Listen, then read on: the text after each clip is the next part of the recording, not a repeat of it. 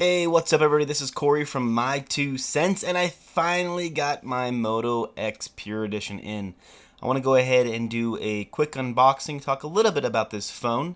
I did actually order this phone on launch day back on September 2nd. I gotta say, it took forever to arrive, and I'm kind of bitter about that. It was done for a long time, but they were waiting on my Moto 360 that was shipping with, so if you're ever going to order from Moto Maker, make sure you order each device separate.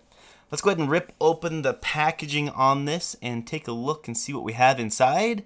So when I ordered this as the frame in front black and dark gray. The back is slate, although it kind of looks a little bluish to be honest with you. And the accent is the metallic dark gray. So the accents of the phone match up, and the front of the phone black and the back being slate. Now really, I like the looks of this phone. I think it looks pretty good. I mean, the textured back feels nice in the hand. If I can get this front cover piece off. And it feels like a fairly premium device. I mean, it's still going to have that plastic back to it. And so it's not extremely premium when it comes comparing to some other phones. But when it comes to the price point, yeah, you're going to save a little bit of money there. It does come with a bumper case as well built in. And then we have our charger. And really, come on, you can't put a USB brick in here instead of a full-on USB cord. I'm not a fan of these things. So it's basically the same thing you're gonna kind of get with the Moto 360 when it comes to charging. So we'll just whatever. Let's take a look and see what's inside here. You never know, maybe there's some goodies instead of just instructions. When people do unboxings, I don't understand why they look at all the instructions. Nobody cares about that. So yeah, whatever.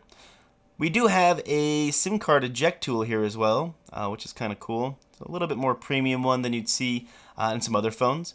So looking around the phone, let's take a look at the side. You can see that one side has no buttons at all, the left side of the phone.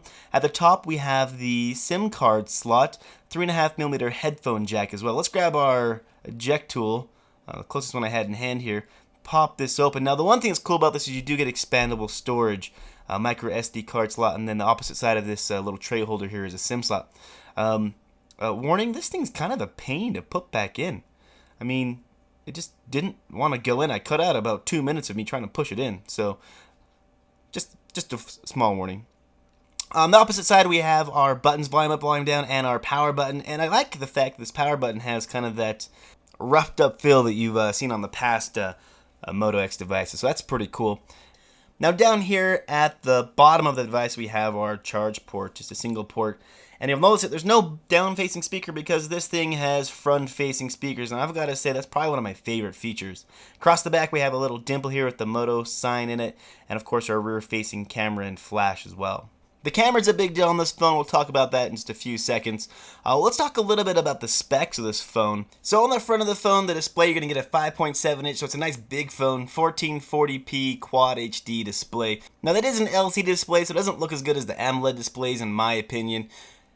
Now it does have Gorilla Glass 3 as well. One nice thing is it has a nice big battery. You're getting a 3000 milliamp battery in this as well. But honestly, it doesn't really hold up that well compared to some of the other phones out there.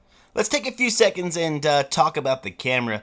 Now this is a huge improvement for Motorola, and really this thing takes great pictures in light. In low light, it kind of suffers a little bit. There's better performers out there. It does have the cool gestures, which is awesome, but when it comes down to it, for the price of this phone, it's unlocked, awesome buy.